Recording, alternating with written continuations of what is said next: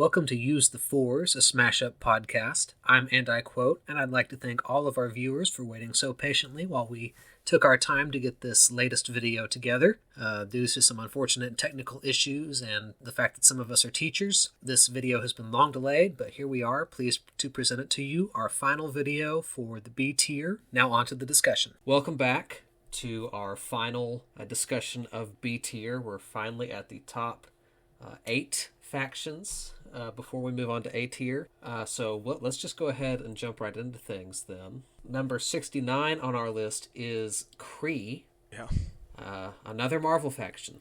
Sonus, tell us about Kree. Kree have been an interesting timeline because when they first came out, everyone was like, better wizards, and some of us were like, no way, and they were performing okay, and then over time, they kind of just kept losing, at least in 2-player, and I think part of it is almost none of their cards are on the exceptional side. They're all like at this average range. You do have a couple that are pretty kind of above average, like Relentless Attack and then Minerva, but they're also not like necessarily the only options available that do that kind of thing. So Relentless Attack, you can make any minion let you have an extra action, but nowadays there's just plenty of minions that do that, or there's Titans that do that. So it doesn't always feel exceptional. They seem like they're just like, you really need to specifically want what Kree have now, rather than just always take Kree. If you need some extra actions, if you need a little bit of draw and a little help with power, they fit right in, but they don't do a lot of power, and they don't necessarily do like a ton of draw, especially not repeatable. So you really need to want what they have specifically. Some weaknesses you can run into, as well as a lot of feeling like you have the same option on a lot of cards. Like a lot of their actions are just giving small bits of power, for example. 2 of their minions are just giving a little bit of power. So you can kind of back up your hand a bit, feeling like I have this action that gives power, I have this action that gives power, I have Ronan the Accuser in my hand that plays an extra action, but there's not an extra action I want to play right now, so you're holding Ronan. So that's kind of what I think has been causing them to lose a lot, is people picking them kind of as a universal pick when they might actually be more tailored than we originally thought. Yeah, I think I agree with that assessment. It kind of almost feels like they're analogous to S.H.I.E.L.D. in the same set, where instead of focusing too much on minion plays, they focus too much on action plays, and specifically actions that give power. And while this definitely is something that Wizards don't provide that they do, what they give up in exchange for it is one of the main things that Wizards offer, which is the extra minion plays, which I think was kind of glossed over when Kree first came out and we were making all the Wizards comparisons. No, I agree. Wizards are just so much more versatile in what they can do and in their draw power, to be quite honest. I mean, even Winds of Change can reset a bad hand, and Kree have no way to do that. I will say, to your point, Berryl, Kree and S.H.I.E.L.D. go very well together. But because they absolutely accentuate each other's weaknesses. S.H.I.E.L.D. wants more action plays, Kree want more minion plays. But as a whole, yes, this is why they're down at number 69, because the rose-tinted glasses came off and they just kept losing, like Sonus was saying. And not to mention, a lot of their cards, Supreme Intelligence, forever a weaker Odysseus, a Ronan, forever a weaker Puck. I think the idea might have been like, these are weaker versions of other cards, but there's no faction that has each of those cards in one package. And so it was supposed to be like, oh, look at this package, but ended up being a decent amount of, or like too much overlap with itself, maybe. I think I agree with that assessment. There's not much original about them, except for kind of Minerva and kind of Kree Sentry. But yeah, most of it is a lot of repackaged stuff, and it doesn't necessarily fit well together. It's just a lot of things doing the same thing, like we've been discussing this whole time. Right. And at risk of making this discussion just talking about the same thing again, let's go ahead and move on to number 68, unless one of you just has something else burning in your brain about Kree that you got to get out. We've got Elder Things on the counter list. I'm not entirely sure I agree with that because, as we'll see eventually, Elder Things kind of want to keep madness in the hand, and Kree are good at playing actions, which means getting madness out of the hand. So this was a Sonus suggestion. So I'd like to hear his take on this. I wouldn't go up as far as saying like some type of hard counter, but I mentioned before you end up holding cards for that right moment. Your hand gets kind of backed up.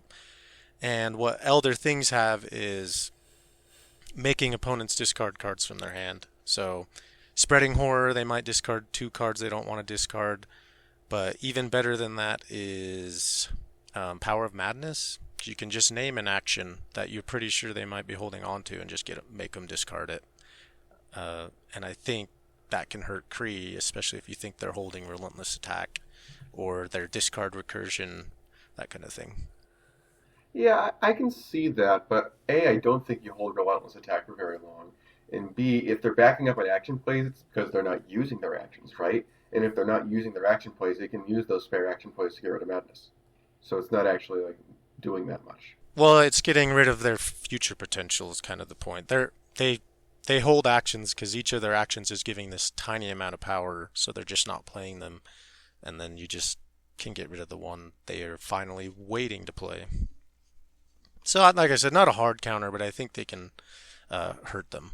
If nothing else, it adds a little spice to the usual counter list of princesses, spies, and it works. Yeah. All right, well, let's move on to number 68. And Beryl, you're taking point on this one. Number 68 is the Extramorphs, the newest faction we've seen up to this point, I think. Yeah, so, well, unless we don't count, if we don't count the rebalances, of course. Oh, sure. Yeah, from the newest expansion, Excellent Movies, dudes. Second newest expansion, rather. So tell us about Extramorphs, Beryl. Yeah, so Extramorphs are a pretty cool take on Swarm. They're adjacent to Penguins, like in that they've got the playing off the top of the deck as their main way of playing more minions, but they do it in a very different way. It's kind of like if you combined Spy Penguins into a deck and added some extra spice with some antagonism, because a lot of their extra plays off the top are power targeted with the chest breaker and the egg field. Egg field's power 2 or less. Head grabber is any number 3 or less, or no, 4 or less. 3 or less than 4. So again, very targeted. Chest breaker chooses 3 or 4. So they've got a lot of very reliable minion access to their middle rank minions, and this means that they're going to get a lot of cards out of the deck, which means you see the cards you want to see more reliably that are not those minions. So their life cycle ends up being pretty explosive, but also they can control the pace of the game pretty well with, again, all of their antagonism, which largely comes down to flavor, but it fits them well. As we see in our weaknesses column, they do have some issues with drawing the minions you want to play. They do have a couple of ways to mitigate this, namely 5x5 and the world's greatest card, Close Encounters, but it's not foolproof. Those are only 2 cards. You don't always have them. And because of, this is kind of similar to Shapeshifters, where if you're getting all your minions out of your deck, when you're done with those minions, you don't have them anymore, their late game tends to fizzle out. Like we said, with what we got on the PowerPoint with only chest breakers left in the deck. But yeah, it's still a very good package. Again, a very refreshing take on Swarm. Yeah, some things I like about them too is you slightly touched on it, but I just want to say it more. What is you can pair them more than one way. So you can pair for the targeting the 3 or the 4 powers, or I've also liked pairing them specifically for 2 or less synergy with Egg Field. So you can go either direction. Any rank of minions other than 5, they are really good at accessing, which is even unique among the access factions. Like you've got a lot of access to 4s with Shapeshifters and Lion King. You've got a lot of access to 3s with Plants and Teens, stuff like that. And you've got a lot of access to 2s with like Itty Critters. And Extramorphs kind of blend those all together. A bit of a jack of all trades in terms of minion access. Yeah, it's stated there in the strengths about deck thinning, but I just want to call out like the specifics on that. If you play a Hive Queen, she can thin an egg field from your deck, which then when you play the egg field can thin a head grabber from your deck, and then the talent can thin a 2 or less out of your deck. So you just got 3 cards out of your deck potentially, which is just almost like having draw because you're just more likely to draw everything else you didn't just take out of the deck.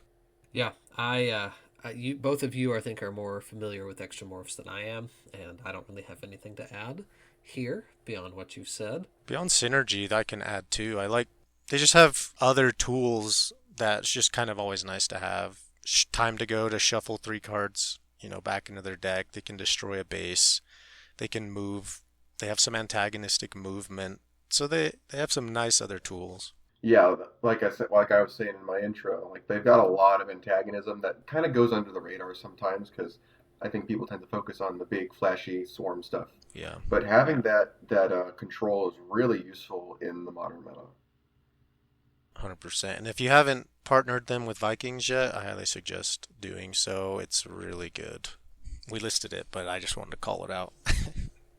There's the talents to just put that minion you drew that you wish you could have played out of your deck, use one of the Viking talents to put it back, you get some power, then play that minion. It's just great synergy. Mm-hmm. Oh yeah, very very flexible deck. Lots of, and I'm sure because it is still fairly new, there's a lot of untapped potential here that we have yet to discover. For sure. Extramorphs used to be higher. At one point in one of my tier lists, they were dead center of all the factions. They've dropped a little bit below that since then, but I have confidence that they could rise again if with a little more community experience. Any other thoughts about extramorphs before we proceed on to our next one? There was one more thing I forgot to mention when I was talking about pairings, but they even have, a little bit of self-sacrifice synergy if you put Head Grabber on your own, like Hydra Agent, for example. So just nice breadth of options for pairing with them. Well, let's move on to number 67, which is Kaiju. Kaiju are so interesting to me, as I think they are to a lot of us, because they have 3 minions, a Titan, and 17 actions. They're the inverse of robots in a lot of ways. In one of those ways is that they're very slow and methodical a lot of the time, where robots are not. But we'll get more into that here in just a bit. As far as their strengths go, like it says here on the slides, you always have at least an action to play. So, and get power by playing that action because they've got so many of them, and their actions provide power, which is unique compared to most other actions in the game. This also makes them harder to remove, and they can get some pretty strategic runner-up scores because they can play an action on a base, and you have power there, and your opponent doesn't have a disenchant or anything else to remove them from the base. And then all 3 of their minions, though they are few, they are all impactful. On the other hand, because they have so few minions, they have a terrible time filling out their minion plays. You're often passing on your minion play, even if you have an action to play. And while they can play actions consistently, they often want to play them faster than they normally do. They've got 2 copies of Kaiju Conflict in their deck, and that's it. Other than that, you've got 1 action a turn, and that includes, if you need to recharge, pick up a bus. And the whole action is put an action from your discard pile into your hand. Specifically a base modifier. So worse than Steampunk Scrap Diving, worse than Ancient Inca's Huipu Strings, and it takes your whole turn because that's all Kaiju can do a lot of times is play an action. And Gorgonzola, their Titan, has, I think, a lot of difficulty now staying in play when there are now, 33 factions, I want to say? 31? Somewhere in the low 30s of factions that have Titans that can contest him and kick him off a base potentially. Yeah, back when there were fewer Titans, when he was a lot harder to remove, Kaiju were a lot scarier because it was so hard to kick Gorgonzola off. If he got on the board, they got a lot of momentum. Whereas even beyond more factions having Titans in the first place, a lot of factions now have unique tools to get rid of Titans. Like the Polynesian Voyagers, for example. They're uniquely suited to absolutely devastate Kaiju with Volcanic Uprising. Because even though it needs to destroy a base with no minions on it, pretty often Gorgonzola's coming out on a base where you don't have minions because Kaiju aren't playing their minions. That's very true. Yeah, Wreck-It Ralph too, getting rid of bases. Time travelers can, again, and we've talked about time travelers a lot because they have Into the Time Slip that bypasses most cards that can't otherwise be targeted. It can just knock them out of play, including Titans and actions. Fairies can wreak havoc with Kaiju. Steampunks have Ornate Dome, good for a one-time setup obliterator. Yeah. I haven't had an especially hard time getting clashed, per se. I think what I've been running into is if you want to play it normally, you already have 2 actions down, which then means those actions can't trigger Gorgonzola. And then, which basically just means if you're not relying on their minion that plays the Titan, it might take a while to get Gorgonzola out. And yes, that's true. They need it. Like with Gorgonzola, if he can stay out, they feel like a powerhouse. That's just not happening enough is kind of what seems to be the issue. Right, yeah, Gorgonzola has a terrible time entering play with his own play on base actions because they add power, because they make it easier for your opponent to score the base. If you put even, 2 radioactive breaths on a base, that's 4 power that you have to play before you play Gorgonzola. And then you have to continue to play minions and specifically actions to get benefits from him at all. Power counters for minions, draw for actions, and if you've already spent 2 solid turns or burned one of your Kaiju conflicts to get 2 actions out at once, you're already starting on your back foot.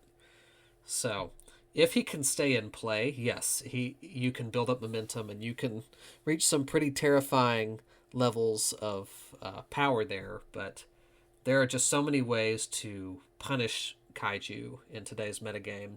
Now, looking at the partners list, you'll notice I intentionally did not mention any other base modifier factions because they're also obvious. Ancient Incan Kaiju, and I think I probably mentioned that when we talked about Ancient Incas. I guess I did.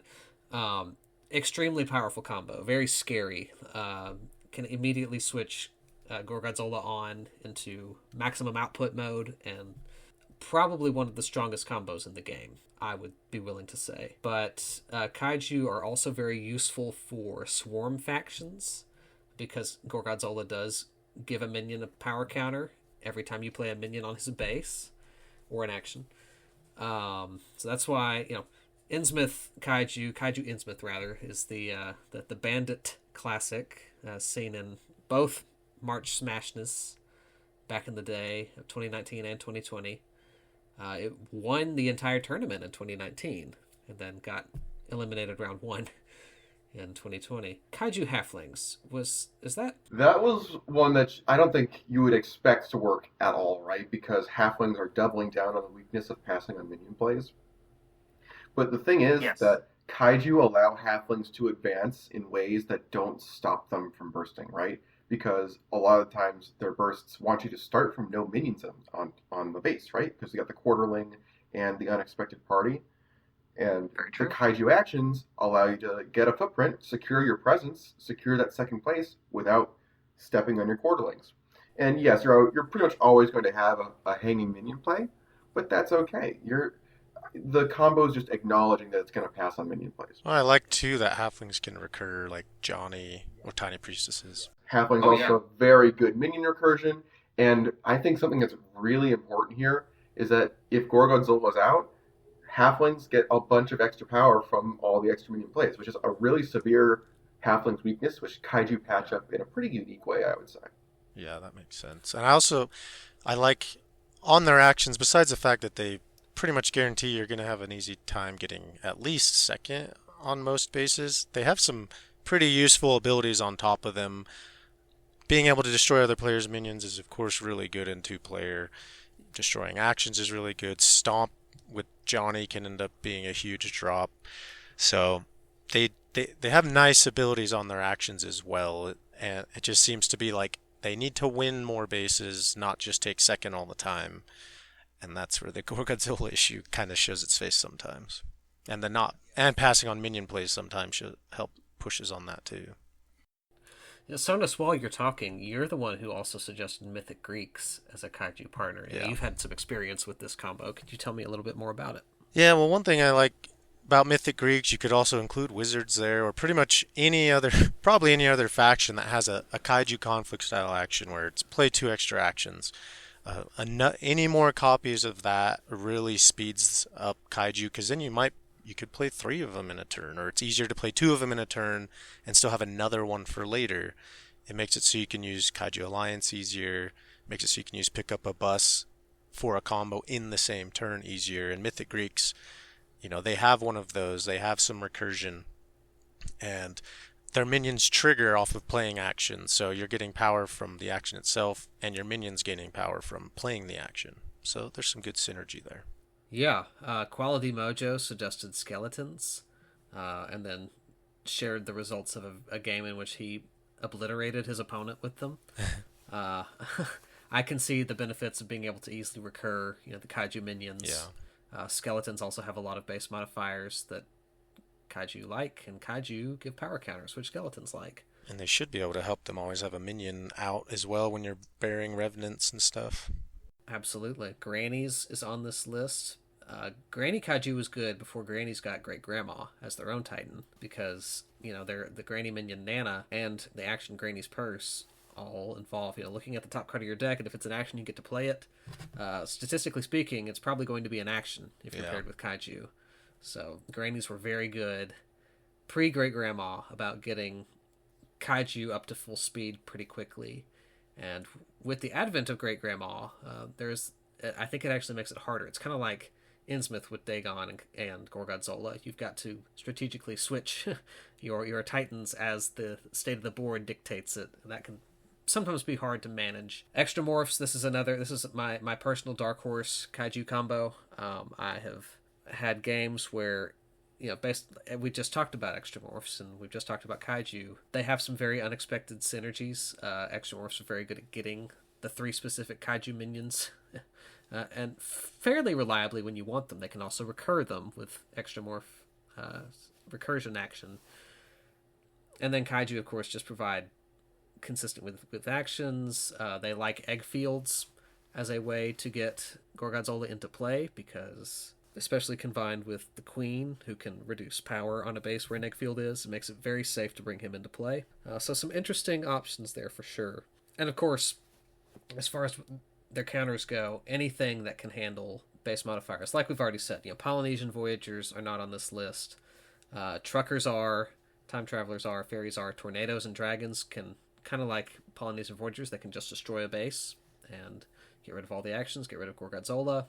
Tornadoes additionally have their own Titan who moves and is great at clashing Titans out of play with Category 5. So definitely something to look out for when you're playing Kaiju. But any other thoughts about Kaiju before we move on to our next faction? I also like Vikings to counter them. Just any other reason to play Vikings I feel like mentioning. So just because, Raiding Party and Shield Maiden are likely to hit an action that they can use. And Vikings also can, I forget the name of the card, but they can pick up an action in play and put it in their own hand.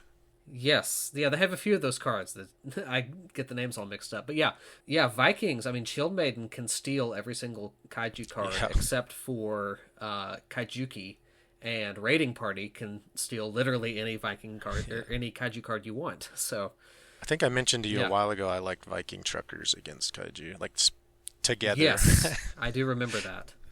Yeah. So if for some reason, viewer, you find yourself getting bullied by a Kaiju player, play Viking Truckers.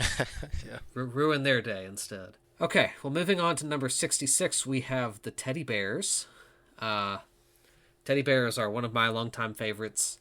I think they are more well regarded now than they used to be a few years ago, and I'm always a fan of underdogs, so I've always rooted for them. They're weird as far as factions go, not just for their theme, but what they do mechanically. They've got kind of a mixed bag of options. They provide what we call swarm support. I think we've talked about this already, perhaps, in a past video. They are good at giving another faction the ability to act like a swarm faction just by playing a whole bunch of minions at once. They are also a very powerful control faction. They have Bear Picnic, which can force your opponent to play their minions on specific bases. They've got 2 copies of Cuddle, and canceling abilities has only gotten more important Yeah. in the meta, especially since I think Disney is probably the biggest example I can think of as far as like when that became very important. They've got Love Overload, which can, and I've seen it done before, can wipe out every single minion on a base if you line your cards up correctly before a base scores. They've got very, very strong draw potential with their Square Deal and Tea Party. So very, very threatening. However, on the flip side, they have some of the worst possible hands you can draw into this game. They don't really want to play any of their own minions with their extra minion plays, except for maybe Sir Squeezes with Care Package in extenuating circumstances. And then, of course, there's Fun Bear, who's crossed out on this column because he's not as terrible as he used to be. And in fact, he's pretty good now, I think. He's still below average for what would be normally be a 4-power minion slot. He's 2 power, but being able to optionally place counters on any minion on his base and not just mandatorily on himself goes a long way for them.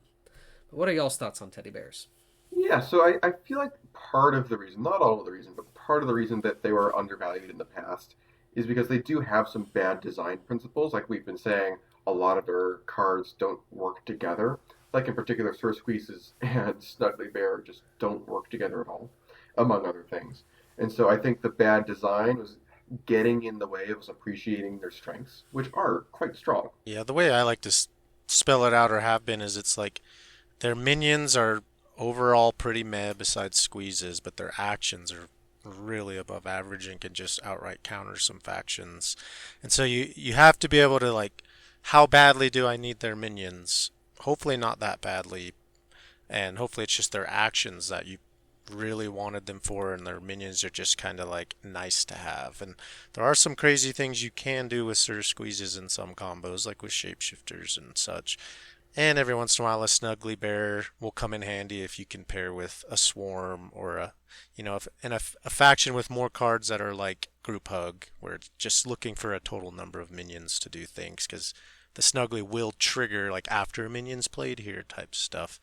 But really, you want to pick them for their actions. But one of the worst feeling things is to play Care Package and draw a Snuggly Bear.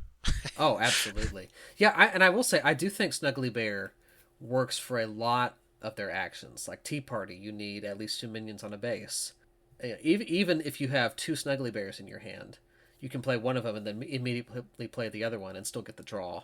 It's not a great feeling, but it works. But yeah, Snuggly Bear in particular is awful to draw into and it's their most common minion. So if you really need to play a minion and you just keep drawing Snuggly Bears, you're going to lose. Yeah. Yeah, I remember I had a game pretty recently where my first 8 minions that I drew were my 4 Snuggly Bears and my 4 of the partner recruit, the partner 2-power minion, and that was pretty bad. Needless to say, did not win that game. Yeah. Snuggly Bears, for those of you who don't know, I mean, that's the thing with the teddy bears is half of their minions are below average power, over half of their minions. You've got Sir Squeezes and you've got the Lovey Bears, who are the 5 and the 3s, and they're, their respective powers.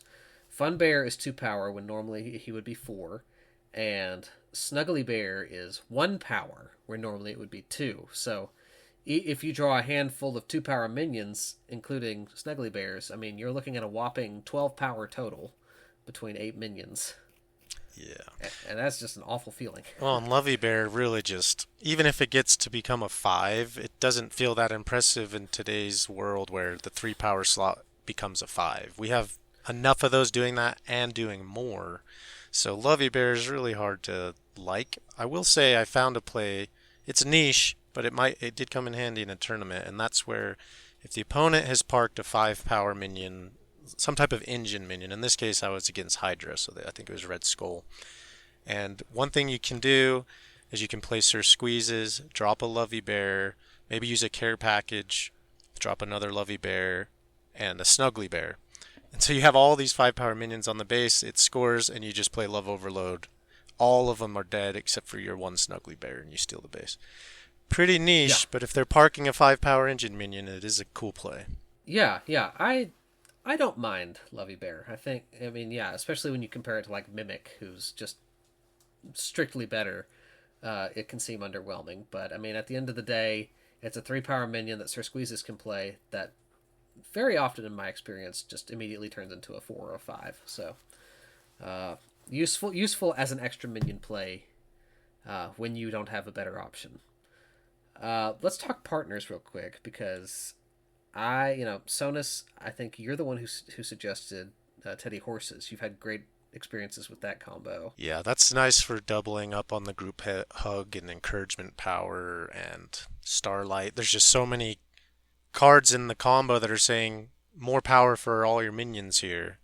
So with snuggly bears and care packages and all that stuff, you can end up with some decent drops by pre-playing an encouragement power, stuff like that. Because it will back up on action plays. There's basically no extra actions there, but with some pre-playing, you can get some nice burst and good draw.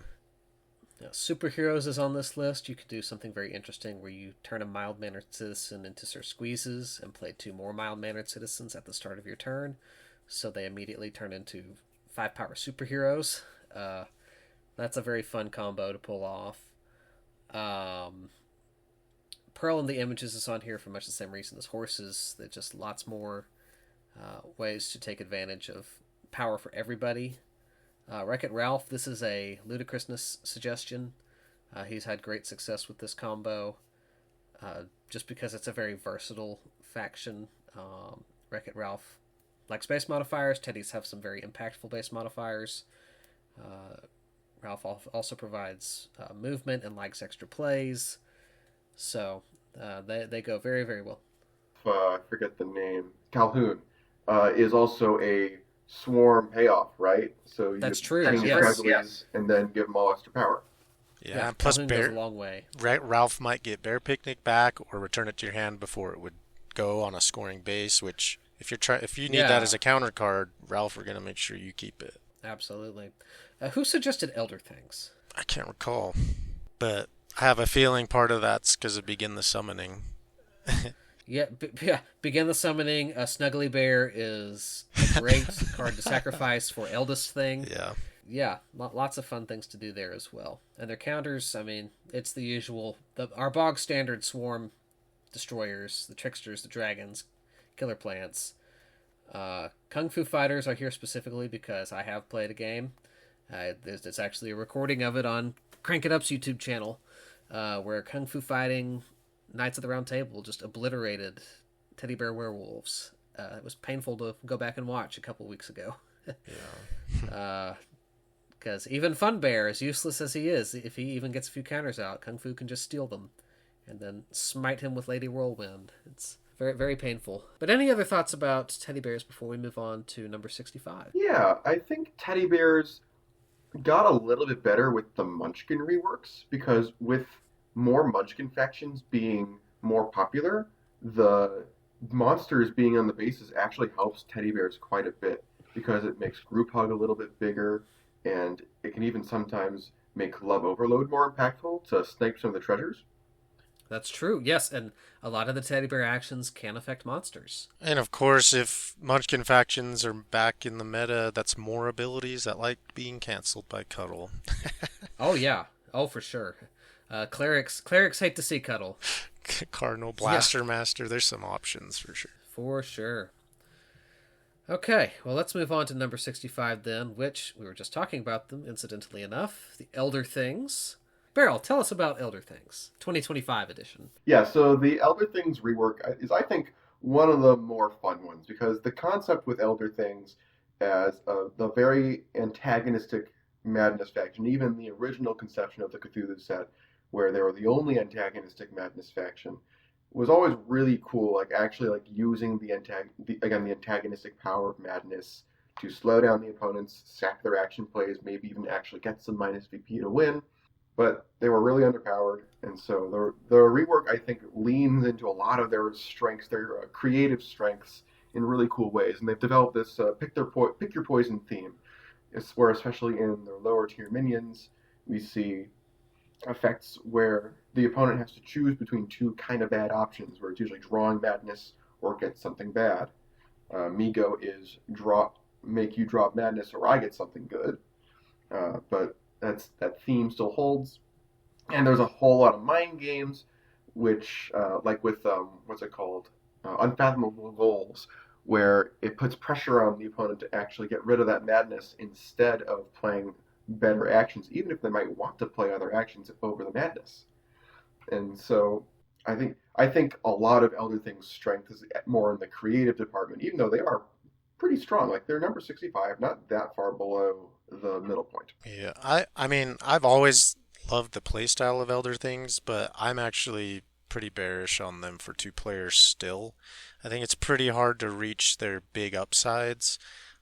For example, like it's so much easier to just play like Insanity in a three-player game, and then you can reach the highest upside on Unfathomable Goals just looking for four madness to be revealed, or the price of power, and now four power counters. But in two-player, it's a lot harder to get high madness in one person's hand, and so the cards struggle to reach their highest potential for me. And also, kind of like teddy bears, I think they have a minion problem, whereas Byakuya and Migo can feel like almost the exact same minion. If the Byakuya gives a madness, if the opponent lets the Migo give them a madness, then it's just both minion slots basically just giving a madness. But if they let you draw a card, it's just your three power minion draw a card and one counter, which is okay, not amazing. And then Eldest thing can be hard to play. So I think Shogoth is like, with the change, is really carrying on the minion front for them. So I mean, but their actions though, they still have a bunch of good actions, and the madness pressure is still a thing. So for me, I'm still not. I could see them going lower, but obviously I don't know if I'm right. But that's my feeling for two player. Yeah, I think I definitely agree that they scale very well with the number of players in the game. But I will say they're fun to play. Their scaling is just how it is. Like I said, they're very good in the creative department. Yeah. Yeah. Yeah. And I do want to point out, Sonus, you said eldest thing. Yeah. For those of you who aren't aware, the Elder Things boss minion got a name change. He now no longer, or it now longer no longer now matches the name of the faction. Yeah. So we did that a few times where we could. It's eldest thing, still 10 power, still very scary. Big numbers. I mean, we've talked about that already. Just it's one of their strengths is big scary numbers. That their Shogoth surpasses most boss minions in power just by itself. Dunwich Horror is still really good. Yes, Dunwich Horror is still really good. Still 5 raw power that you can use however you want at the end of the day. Let's talk about partners, because we got an eclectic mix here. Yeah.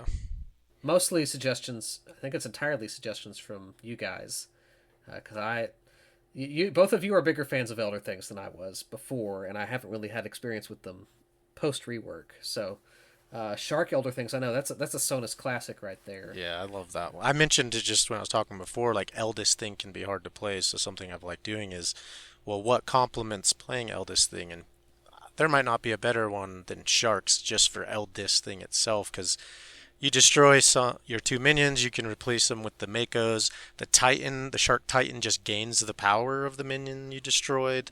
So Eldest Thing with Sharks feels really good. And the combo in general feels good, but that's one of my favorite reasons to play it. And similar with Anansi, if your opponent triggers your ability to play Hornets, those are now easy destruction targets for Eldest Thing. You played them for free, they can be spread out. Eldest Thing can destroy globally. It's another reason I like it with Anansi, among some other reasons, actually. Anansi also doubles down on the hand pressure, because even though the madness doesn't trigger Anansi's stuff, it's still 2 sources of hand clogging. Yeah, clogging the hand, for sure. Yeah, I love it when I play against Anansi Elder Things and just play Anansi Elder Things game. Yeah. So Aladdin is another suggestion of yours, Sonus. Tell me a little bit about that that's one I really like, because we mentioned Dunwich Horror. Well, Aladdin also bring 3 copies of Wish, and Wish, if I remember right, also does +5. Yes. Yeah, so it's just tons of actions doing +5. Aladdin, I mentioned Elder Things, how great their actions can be. Aladdin is that faction that gets you to your actions. So between just Wish, Dunwich Horror, getting to your actions, all of this then makes, Shogoth easier to play without getting the negative side effect. If you don't, you'll get to that 12 power more often. And I've played it a couple times and it's really fun. I would try it out. Hmm. All right. Well, I mean, Elder Things are one of our shiny new factions. So, are there any other thoughts either of you have that you'd like to share with our I had viewers? one other strength. Actually, don't. Maybe it's mentioned, but it was strength before. It's a strength now, and they're good at. They can be good against factions that need their discard pile to be there because other things can shuffle discard piles into decks. So it can be good Yes. against zombies and those kind of things. Yes, that's actually very relevant. Yeah, and that's really relevant. Yeah. Yeah, I think we're Yeah. seeing more factions like that these days. Like skeletons are a recent example. Well, I guess not that recent, but recent enough. Yeah. And this is something. This is something we have not seen really up to this point, but we will continue to see more as we get higher into the list when we get to more of these factions that really want to their discard pile to be nice and fat. We will start seeing Elder Things show up as counters for the likes of zombies and skeletons and um, I almost said Frozen, maybe not Frozen, but because Yeah. they don't care.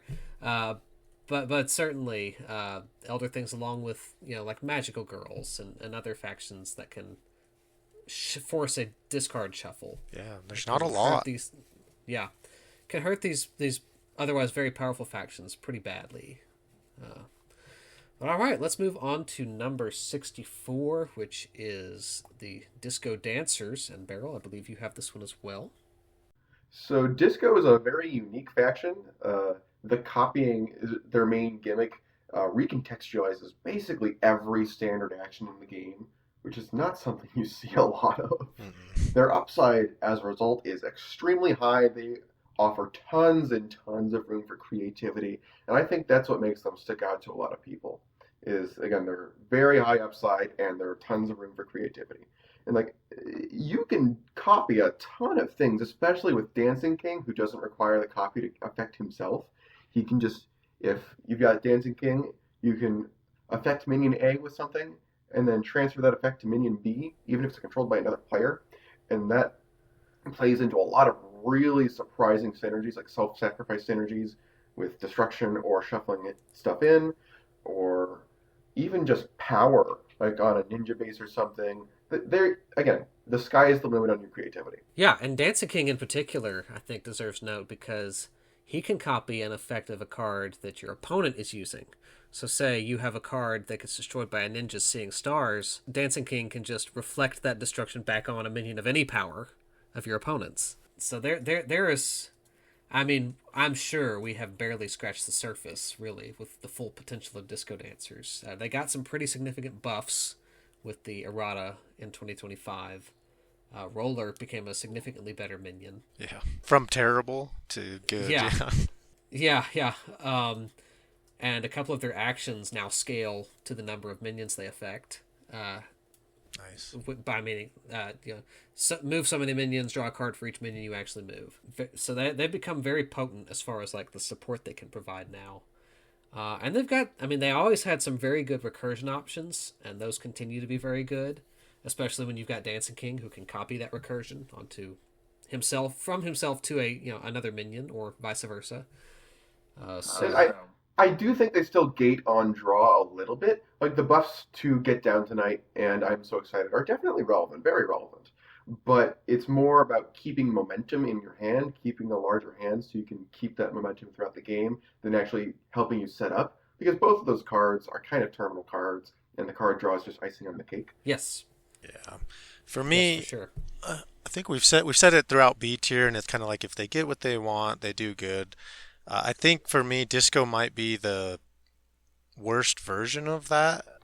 If they don't get what they want, it feels maybe the worst. But when they do get what they want, they might feel like one of the best that a faction can feel like. And Oh yeah, I don't love the swinginess. The 10 actions is a style I don't like.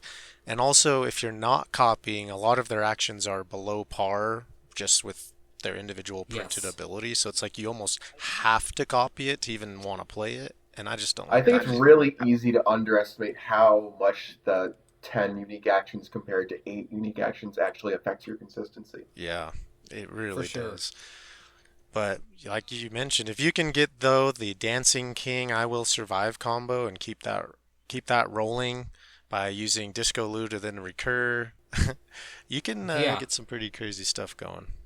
Hmm. yeah, and I think, I mean, and Sonus, you and I have discussed this before, yeah, but like Disco Dancing Greeks is one of your favorite combos in 3-player. Now, Yeah. Mythic Greeks are not on the partners list here, not because they're a bad partner, but because I've never felt like I could fully tap into that same potential in 2-player. Yeah, I think the solo, like solitaire aspect, mostly solitaire aspect, probably hurts it a bit in 2-player. But the reason I like it could be applied to other factions, and I basically try to double up on any of the 10 unique actions that I can. So Mythic Greeks have another It's Raining Men, they have another Celebration. And so when you can double up on that and have 2 copies, it feels a lot better. So Greeks was just one of my examples, but there's others out there that can double up on some of these. It's kind of adding Yeah, back that consistency that both Disco Dancers and Greeks are missing because both of them have 10 unique actions. Yeah. Exactly. Yeah, but I mean, as we've alluded to, and I will do my best to remember to include a link in the description to my spreadsheet that has a list of every single standard action in the game, and there are like close to 500 of them at this point, and which ones can be copied by Disco, because that gets very nitty gritty. There's a reason on the fandom wiki why every single page in that fandom has questions for Disco Dancers. How does this interact with Dancing King and We Are Family? Yeah. Because they're a very confusing faction to play. If Bandit, I think the 70s rulebook is the only rulebook he recommends keeping in print, or at least that was the case a few years ago, specifically because of the detailed disco examples. Yeah. Yes. And again, their upside is ludicrousness. Yes. Excuse me, is ludicrous. Yeah. I saw ignobles, which is a ludicrousness suggestion, because, ignobles are all about giving control away, but they have actions that can take control back of your minions. Well, you can copy that taking control effect to one of your opponent's minions that you don't own, and still take control of them. So there's some potential there. Tornado Discos was a Day of Smashing combo that Bandit came up with. Itty Critters can do something wild with Critter Cube. You capture a 3-power minion, and then Disco King says, well, I'm going to capture this, I'm your King Rex as well, or whatever. World Champs go a long way with Dancing King. Dancing King was at one point briefly considered to be the leader for the World Champs faction before he was ultimately replaced with Sheriff, but that's because they were really scary as a faction when he was the leader. Dancing King is one of, we have the Elite Four here, and that doesn't mean, that's not the Japanese 4 Heavenly Kings or the Pokemon group. This is our list of 4 boss minions that are so impactful that playtesting is kind of warped around their abilities and to be within their constraints, and that I think the others on that list are Critter Champ, Anansi the Spider, and Gal Woman. Yes, that sounds Some right. good ones. Yeah, so. Any other thoughts about Disco Dancers before we move on to number 63? I think I just want to reiterate that the sky's the limit. Yeah. Your creativity determines how good they are, basically. Yeah. Yes. And how quickly you draw into Dancing King, to be quite honest. Another strength, just to call it out, we've learned it from Shady Deal, but using Last Dance to just close out a game is a pretty scary threat. You can be at 12 and win from 12 kind of thing. So Oh, yeah. Yeah. that's something opponents need to worry about, and I think that's a good strength. Very good strike. Absolutely. Okay, well, number 63 is another rebalanced faction, one of our newer ones even, and that is the Clerics, 2026 edition. Sonus, can you tell us about Clerics? Yeah, so Clerics, so in their original form, there was only really a couple reasons you wanted them, and that would have been keeping minions in play with Deep Fryer or Been and Gone, and hoping you recur something over and over, or something very impactful with Cardinal and Collection Plate.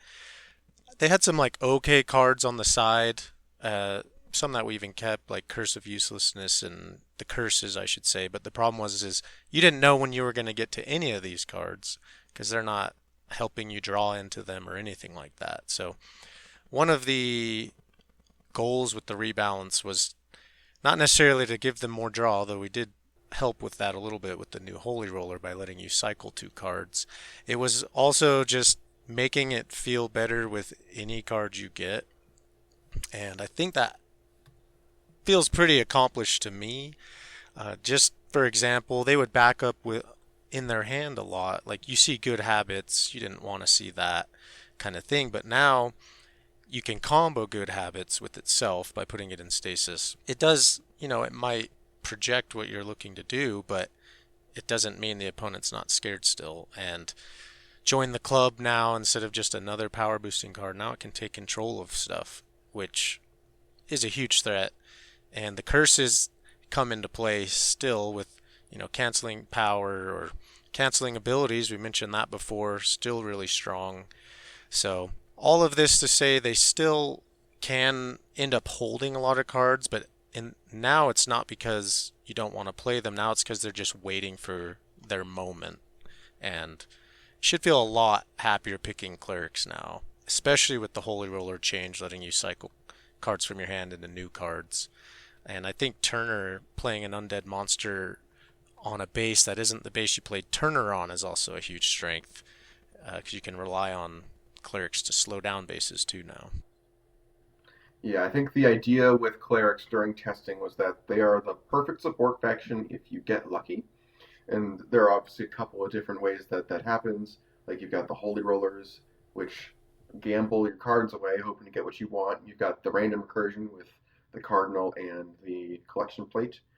And they've also got a smattering of pretty good actions that are still situational. Like the curses are kind of situational. They don't go on every minion, but the effects when they're good are very good. Yeah. And that also goes with Join the Club.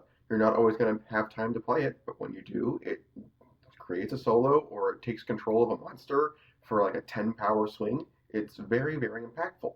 One thing they can run into is like Cardinal is good, but I've run into situations where it's like, I don't need you anymore, which isn't always the best feeling with a leader minion, but when you first need it, it can feel extremely strong. And then other times it can just feel like this is my leader minion and I can use it again, but do I want to? I mean, I could, and that's just an odd feeling. I do like how reverse curse now though can move a minion and then it can also transfer destroy an action at the new base. The transfer destroy is nice. And what, pray tell, is reverse curse? That's not a card they used to have, as far as I remember. What was the original name? Remove curse. Remove curse. So now it's reverse curse, and it's move one of your minions, which that's good. But also, then it says then you may transfer destroy an action at its new base. So that has a lot of implications and good benefits, including if you want to move your bin and gone to a different base. Yes, I think that's actually one of the main things it can do. Yeah, I liked clerics okay before. I mean, and we've already talked about where they went wrong, I think, previously, and things that we have tried to do to simultaneously double down on living on a prayer mentality that you take when you pick clerics while making it more interesting and fun. And I think we've succeeded there. I think I've played 2026 clerics once, and I need some more experience with them myself. But, I've played them quite a bit. They're a lot of fun. They are a lot of fun. Backing up on plays in hand sometimes still bothers me, but that's just how it is. A faction needs weaknesses sometimes, but they also are pretty highly impacted by ability canceling themselves. If you have a Deep Fryer out, or if your Bin and Gone gets destroyed, it feels like that's still one of their highest upside options. So having that get ruined does feel bad, and they come with monsters, and there's a treasure that can do it, and it's happened to me every time I've played clerics. The opponent gets the treasure to cancel my Deep Fryers. Oh, me too. Treasures in the counters area, right? Yeah, Exactly. yeah. Those two specific treasures ruined a beautiful double score that I had set up a while back with Elder Thing clerics, and I was going to move Eldest Thing from one base to another and break two bases, and then Dungeon Rulebook destroyed Been and Gone, and Potion of Paralysis canceled my Deep Fryers ability. So I was just like, both options I had are just useless now. So still very high risk, high reward. That is, I think, they're the third Munchkin faction we've seen so far. So still very potent. And again, like with all the B tier factions we've discussed so far, when things line up for them, they get very scary. But you're still kind of putting it in the Lord's hands, Yeah. perhaps, when you Yeah. play cleric. And they're still very much a support faction, so you want something that's going to be doing like the minions that are doing crazy power things, because it's not their minions that are going to do that. And it's your partner's minions that you probably want to save with Deep Fryer and Been and Gone, so they still fall in Yes. support. Yes. Yeah. Cleric minions saving other cleric minions just does not feel great. Except for Cardinal. Except for Cardinal, yeah. Except for Cardinal, sometimes. Sometimes, yeah. Well, let's go ahead and move on to number 62, our final faction for the night, our final faction in B tier before we get to A tier. And Sonus, I know this one is yours. Yeah. So I will let you talk about number 62, the Kitty Cats. Cats have an interesting history because early in the game they were definitely considered top tier. It was just control has always been good in two-player, and then early in the game it was just when there weren't a lot of other factions, they were taking control of other things that were good. Mad scientists were always a nice partner, but more and more things came out. The game got a little faster, more options came out. So cats did start to lag behind a little bit, but for the same reason they got weaker, they've started to get stronger, in my opinion, and actually pushed to get them this high, and I think they can even go higher. Because something that's happened between the rebalance factions brought in a bunch of partners that they were already good with before, like tricksters and vampires, and they're even better now for sure. Munchkin brought in more factions that they value. One thing that they value is minus power, because that makes it easier for them to take control of things, and there's a lot more of that going around, like with orcs and mages, for example, too. So, and with Munchkin getting buffed as a whole, cats always liked monsters, so now monsters are gonna likely show up in more games, which means cats will feel better to take in those scenarios, and the treasure's getting buffed. So it's not only like they like monsters for various things, now they'll get more treasure, and the treasure's better. So between more factions that they like coming along and getting buffed, and also their own buffs have helped. They weren't massive, but Mr. Grumpers used to just be a mandatory give a minion -2, which didn't always feel playable, and the -2 was only until the end of the turn. Well, now the -2 is a May, and it also lasts till the start of your next turn. And the first game I've played with them post that change, that came into play throughout the game, because it was stopping the opponent from scoring bases, because I could give their pre-played minion -2 just from Grumpers, and I knew that would last into the next turn, and they had to make up for it. But that could combo it with a Grumpiness or a Hissy Fit, and there's just even more minus that they have to overcome.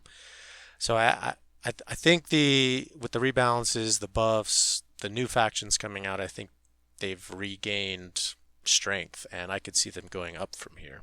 Yeah, I think I have a hard time with them going up. The Grumpers buff definitely helps a ton because it kind of patches the weakness I'm about to talk about. But I think their biggest weakness, even right now, is that all of their power comes from bodies. Like, they have no plus power at all. They have very little power provided by their actions. Like, there's what is it? The action that destroys a minion and plays a minion that can get you more power. The movement with Invisible Bicycle or Hang in There can activate power via movement. But other than that, all of their plus power is kind of just from Grumper's minus power expiring, which is a bit of a big hurdle with them. Like, I've had a lot of trouble with cats when my opponent doesn't play where I want them to, and then even like my muffins can't take advantage of the opponent presence. I can't if there's nobody to take control of, they can't be efficient with their scores. I guess I wasn't noticing that as a problem now, because there's just so many more partners that can give them power, but also they always had that setup, like Exodia setup, where if they get Queen Fluffy and Whiskers out, the opponent is going to struggle to do much, and setup minions are more prevalent now than ever, and cats are one of the best counters to someone who wants to leave out a setup or an engine minion, because you're not going to leave that out with Queen Fluffy and Muffin. They just never could before, and now with more partners giving minus that they can pair with, it's even harder for opponents to leave that out. And there's also just more factions offering after base scoring persistence. Oryx is an example there with Dogpile, but if you can save a Whiskers or a Queen Fluffy, it just it can feel overwhelming for the opponent. And so I just think that weakness isn't as prevalent as it used to be, but we'll see. Yeah, that's true. That is true.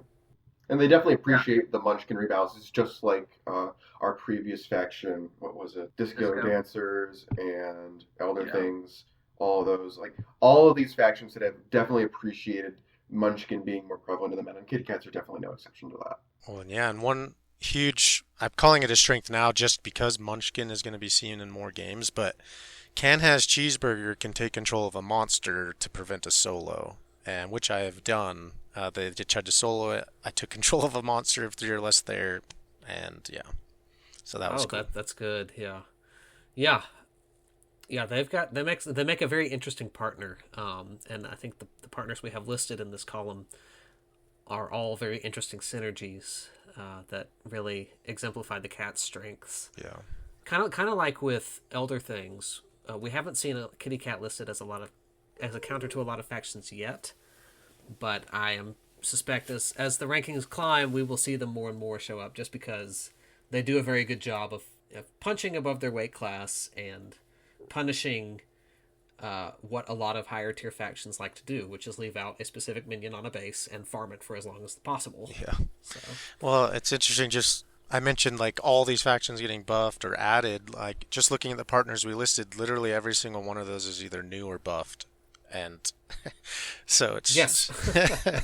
And I actually want to talk about the Orcs one just for a minute because specifically, I already mentioned Dogpile, which is really good at saving Queen Fluffy or something, but that brings Munchkin into the game with monsters. But Orcs, probably my favorite part of it was Angry Pillagers, because you can give a minion -2 on a base with Angry Pillagers and then play Muffin right after to take control of that minion. It just did some crazy things.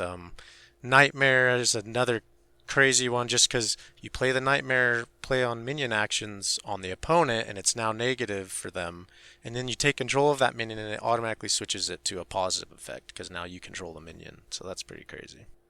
Yeah. Absolutely. Geckos are going to help get to and I always forget the 4-power minions. Whiskers. Mr. Whiskers. Yeah, they're going to help you get to Whiskers, and that's just always a really powerful moment when Whiskers can be out. Well, like I said, this is the end of B tier. Going forward, it's all A tier and up. Yes, there are letters that go higher than A, for those of you who are not familiar with tier lists. So we won't get to it in our next video, but here in a couple of videos, we will reach the exact midpoint of the factions in this list. That's right. The halfway point is already in A tier, and if that doesn't tell you how good overall the factions in Smash Up are at this point, I don't know what else will. But viewers, I'm very curious. What are your takes? What are your thoughts as to what factions will be at the bottom of A tier? What are our 2 middle factions at numbers 52 and 53? I think that's the midpoint. If I'm doing my math correctly. Give us your best guess in the comments, and we will see if any of you are correct. Berryl and Sonus, do either of you have anything else you would like to add? I think it's just interesting how C tier looks like the only tier nowadays that actually just looks like it's on the weak side. Yes. It's crazy. It's just so many good viable factions now. Yeah, and by weak we mean niche. I mean, yeah. You've alluded to Vikings a few times already tonight. We've alluded to Shield. Yeah. Fairies can wreck kaiju. I mean, we are getting to the point in the tier list where all the C tier factions suddenly become relevant again. Yep. Because of what they can do to the factions going forward. So it's a horseshoe at the end of the day, I think. The best it's ever felt, for sure. Yeah, absolutely. You can't go wrong with any of the factions in this game unless you just get really, really, really unlucky with your draw. But thank you, gentlemen, for your time tonight. I will try to get this video out soon so our hungry viewers have something to watch and look forward to. And I will see you all later.